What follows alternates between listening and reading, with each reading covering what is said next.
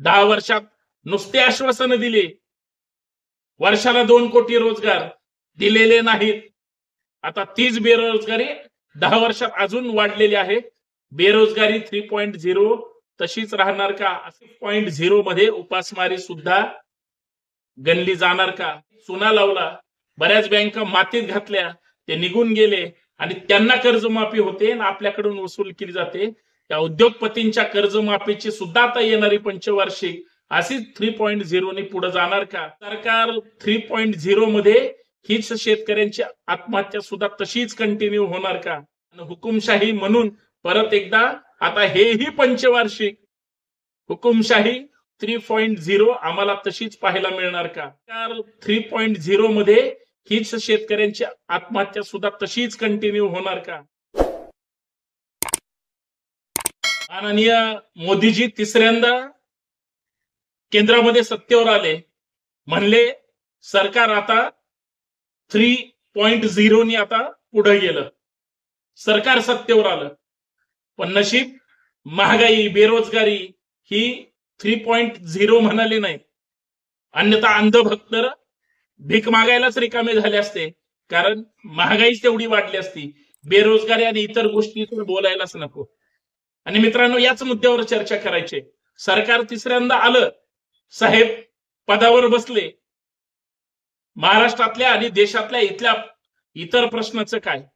त्या प्रश्नावर कोण चर्चा करणार? आता ती सुद्धा महागाईची स्टेप तिसऱ्यांदा ही तशाच पद्धतीवर वाढणार का?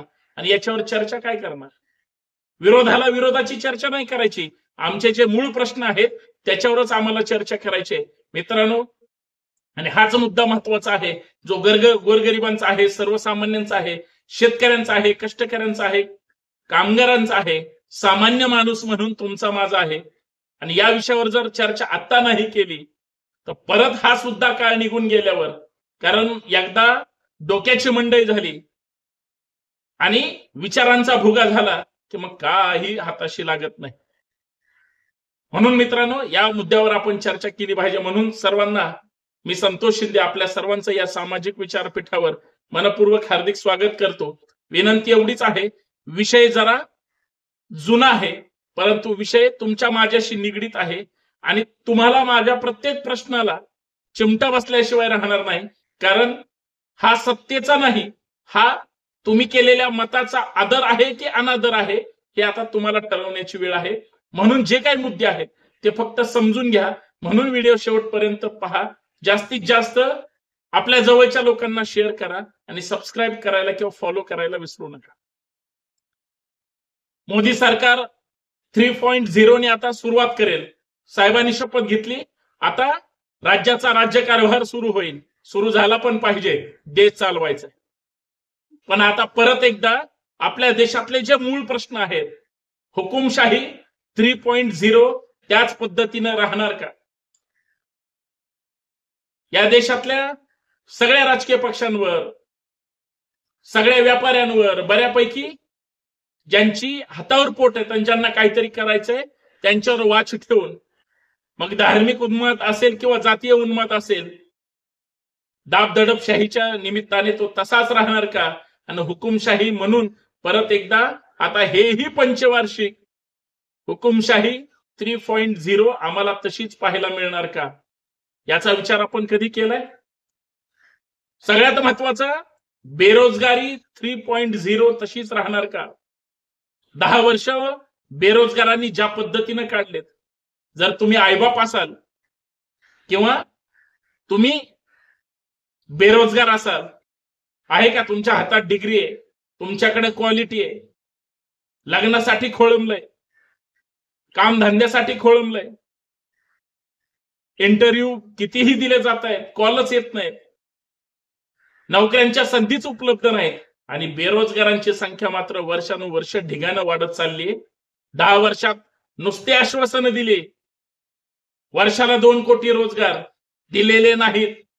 आता तीच बेरोजगारी 10 वर्षात अजून वाढलेली आहे. बेरोजगारी 3.0 तशीच राहणार का? असंच तुम्ही बोलणार का? सगळ्यात महत्वाचा तिसरा मुद्दा म्हणजे उपासमारीचा. रेशनला 2-4 किलो दिलं म्हणून इकडे 18% तुमच्याकडूनच वसूल केलं जातंय. दुसऱ्या बाजूला आईत खाऊ करण्याचा प्रकार वाढतोय. आज भारतामध्ये किंवा महाराष्ट्रामध्ये उपासमारीचा जो दर आहे तो प्रचंड भयानक आहे. लोकांना काम नाही, रोजगाराच्या संधी उपलब्ध नाही, लोक व्यसनाधीन झालेले आहेत, अनेक असंख्य प्रश्न आहेत. आणि दुसऱ्या बाजूला कामावरून सगळ्यांना काढलं जातंय. फार वाईट आहेत. लॉकडाऊन नंतरच्या काळात तर कित्येक परिवाराने आत्महत्या केल्या. हे कशाचं घोतक आहे आणि हे कुणाचं पाप आहे? हे 3.0 मध्ये उपासमारी सुद्धा गणली जाणार का? आहात कुठे? याकडे आमचं लक्ष आहे का? चौथा मुद्दा सगळ्यात महत्वाचा म्हणजे हा देश कृषी प्रधान आहे. तुमच्या आमचे बापजादे सगळे शेतकरी आहेत. शेतकऱ्यांचे प्रश्न तसेच गंभीर आहेत. शेतकऱ्यांचे असेच हालापाष्टा आपण पाहणार का? शेतकऱ्यांची असेच आंदोलन चिरडणार का? शेतकरी विरोधी कायदे होणार का? आणि सगळ्यात महत्वाचं, शेतकऱ्यांना स्वामीनाथन आयोग कधी लागू होणार? शेतकऱ्यांनी बांधवांनी पिकवलेल्या शेतीमालाला, शेतकरी जो पिकवतो त्याच्या धान्याला हमी भाव कधी मिळणार? आणि हे काहीच मिळत नाही म्हणून शेतकरी परत आत्महत्या करतोय, मरतोय, कुटुंबाला, बायका लेकरांना रस्त्यावर आणतोय. आत्महत्याचं प्रमाण जरा आकडेवारी काढा. 8-15 दिवसाची, महिन्याची, मागच्या 4 महिन्याची, 6 महिन्याची. बघा, कृषी मंत्री जर महाराष्ट्रामध्ये असतील आणि त्यांचं जर लक्ष असेल तर त्यांना फक्त आकडेवारी घ्या म्हणा. वाईट अवस्था आहे. मग या सुद्धा सरकार 3.0 मध्ये हीच शेतकऱ्यांची आत्महत्या सुद्धा तशीच कंटिन्यू होणार का? बोला, आहात कुठे? याच्यावर विचार करणार आहात की नाही? पाचवा महत्वाचा मुद्दा गुन्हेगारीचा. पोरांच्या हाताला काम धंदा नाही. लहान लहान अल्पवयीन मुलं सुद्धा आता गुन्हेगारीकडे वळत चालले. राजकीय पुढारीच आता गुन्हेगारांना हाताशी धरतायत, पक्षात प्रवेश देत आहेत, त्यांच्यासोबत फोटो काढतायत. अहो, चांगल्या चांगल्या नेत्यांची पोरं गुन्हेगारांना जाऊन डायरेक्ट भेटतायत, फोटो समाज माध्यमांवर किंवा टीव्हीवर झळकतायत. गुन्हेगारीच्या पोरांना वाटतं यालाच क्रेज आहे. वाईट अवस्था आहे. बापाला माहित नसतं पोरग काय करतंय, आईला माहित नाही पोरग काय करतंय. पोरग ज्यावेळेस अटक होतं तिकडे जेलमध्ये जातं त्यावेळेस आईबापाला कळतं आपलं पोरग हे दिवे लावत होतं. ही अवस्था आहे. याच्यावर कोणी गंभीर होणार आहे का नाही? मग गुन्हेगारी सुद्धा, आणि गुन्हेगारी लोकांना पाठीशी घालून नवीन गुन्हेगार तयार करायला आता गुन्हेगारी सुद्धा 3.0 नी त्याच पद्धतीनं पुढे जाणार का? सहावा महत्वाचा मुद्दा आहे जो तुमच्या परत प्रत्येकाशी निगडीत आहे. मोठे मोठे उद्योगपती किंवा चुना लावून बरेच जण पळाले. 28 लोकांनी देशातल्या कर्ज घेतलं, जे अख्ख्या देशातल्या लोकांवर कर्ज पडलेलं आहे. देशावरील कर्जामध्ये तर सरकार मात्र 11 लाख कोटीचं कर्ज घेतंय. किती लाख कोटी कर्ज घेतं. तो कर्जाचा आकडा वाढतच राहतो, परंतु आमच्या विकासाचा आकडा वाढत नाही. मग हे देशावरील कर्जाचा सुद्धा असाच आकडा 3.0 नी परत वाढत राहणार का? बोला, आहात कुठे? गरिबीचं प्रमाण असंच कंटिन्यू होत राहणार का? 3.0 नी वाढत राहणार का? गरीबाला गरीबच ठेवायचा आणि श्रीमंताला अजून श्रीमंत करायचा हा कारखाना असाच सरकार पुढे घेऊन जाणार का? बोला, आहात कुठे? सगळ्यात पुढचा मुद्दा म्हणजे 8वा, स्वायत्त संस्थांमध्ये जो हस्तक्षेप केला जातोय. प्रत्येक एजन्सीज मध्ये डायरेक्ट सरकारचा हस्तक्षेप आहे. कुणालाच काय करू दिलं नाही. साधी न्याय संस्थेमध्ये सुद्धा पॉलिटिकल प्रेशर केलं जातं. माननीय न्यायाधीश वारंवार देशासमोर येऊन सांगतात, बोला, असाच हस्तक्षेप आता 3.0 नुसार अजून इथल्या पंचवार्षिक मध्ये चालू राहणार का? 9वा महत्वाचा मुद्दा, तुम्ही आम्ही कर्ज घेतलं, आपल्या आसपासच्या लोकांनी कर्ज घेतलं तर फायनान्सवाले किंवा बँकवाले तुमची भाडबिड ठेवत नाहीत. या देशाला उद्योजकांनी चुना लावला, बऱ्याच बँका मातीत घातल्या, ते निघून गेले आणि त्यांना कर्जमाफी होते आणि आपल्याकडून वसूल केली जाते. त्या उद्योगपतींच्या कर्जमाफीची सुद्धा आता येणारी पंचवार्षिक अशीच 3.0 नी पुढे जाणार का? आणि आमच्या देशाला असा चुना लावणाऱ्या लोकांचा सन्मान होणार का? आणि सगळ्यात महत्वाचं पुढचं, 10वा मुद्दा जो तुमच्या माझ्या गाव खेड्याशी, तुमच्या माझ्या जवळच्या लोकांशी निगडीत आहे, तो म्हणजे सरकारी शाळांचा, सरकारी शिक्षणाचा होणारा बट्ट्याबोळ, शिक्षणाचा होणारा रास. खरं तर सरकारने प्रत्येकाला सक्तीचं मोफत आणि दर्जेदार शिक्षण दिलं पाहिजे, ही शाहू महाराजांची भूमिका होती.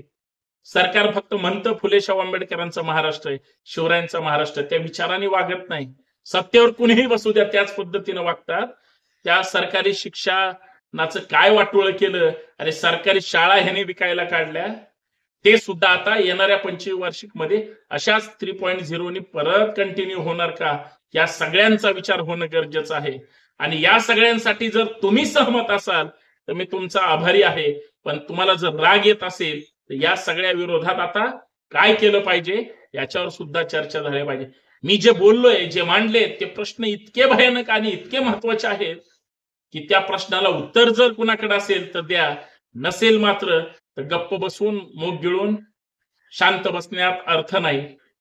आज लाईट बिलात फसवलं जातंय, आज तुम्हाला प्रत्येक क्षेत्रामध्ये फसवलं जातंय, लूट केली जाते सामान्य माणसाची. यावर बोलायला कुठलाही माणूस तयार नाही. बोला 3.0 मध्ये हे सगळं सहन करणार का, आणि असंच चालत राहणार का? आणि जर चाललं तर देशाचं काय होणार हे फक्त शोधणं गरजेचं आहे, विचार करणं गरजेचं आहे. धन्यवाद. विचार करा आणि जर पटलं तर मग इतरांना व्हिडिओ पाठवा. जय महाराष्ट्र.